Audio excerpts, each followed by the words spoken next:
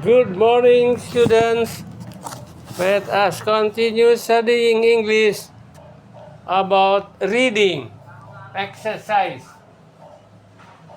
Basic 1 English about reading exercise. Please repeat after me. The main job of flight attendants.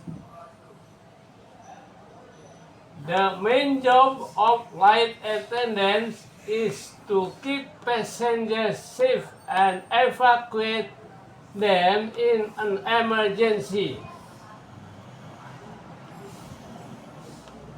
They receive special training for this part of their job. Please repeat yourself. See you next time. Don't forget subscribe and share to your friends. Thank you.